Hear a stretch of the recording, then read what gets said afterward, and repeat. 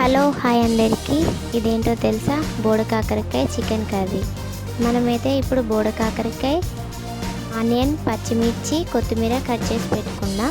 దీనికోసం మనం ముందుగా ఆయిల్ వేసుకొని దాంట్లో దాల్చిన చెక్క, సాజీరా, 4 లవంగం, బిర్యానీ ఆకు వేసుకోవాలి. తర్వాత పచ్చిమిర్చి, కట్ చేసి పెట్టుకున్న ఆనియన్స్ కూడా వేసుకోవాలి. తర్వాత కొంచెం పుదీనా, కొత్తిమీర వేసి కలుపుకోవాలి. 1 స్పూన్ అల్లం వెల్లుల్లి పేస్ట్ వేసుకుందాం. ఆ తర్వాత 1 స్పూన్ పసుపు కూడా వేసుకొని కలుపుకుందాం. తర్వాత చికెన్ వేసుకోవాలి. చికెన్ కలుపుకున్నాక కొద్దిసేపటి తర్వాత 1 స్పూన్ ఉప్పు వేసుకోవాలి. తర్వాత ఒక 10-15 మినిట్స్ ఉడకనిద్దాం. చికెన్ నుంచి అయితే వాటర్ వచ్చేస్తాయి.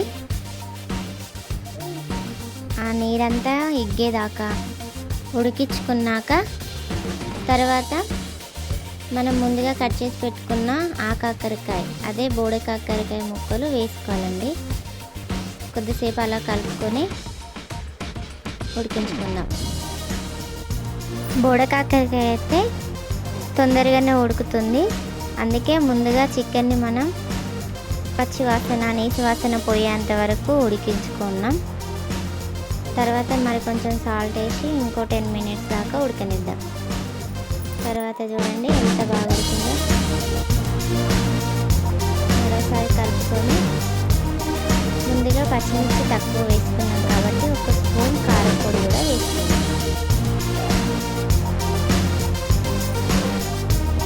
మంచిగా ఫ్రై అయిన తర్వాత అయితే 1 స్పూన్ గరం మసాలా వేసుకుందాం. మరి కొద్దిసేపు ఉడకనిద్దాం. ఈ బోడకాకరకాయకి రేటు చాలా ఉంది కాబట్టి తక్కువగా తినాల్సి వస్తుంది. కానీ హెల్త్కి అయితే చాలా మంచిది. అందరూ ఖచ్చితంగా ఇలా ట్రై చేయండి. చివరిలో అయితే కొంచెం కొత్తిమీరతో గార్నిష్ చేసుకోండి. కొద్దిసేపు చాలా తక్కువ మంది ఇది తింటారు. కానీ మా అమ్మ వాళ్ళ సైడ్ అయితే ఇలానే తింటామండి. చికెన్ ఉన్న బోడకాకర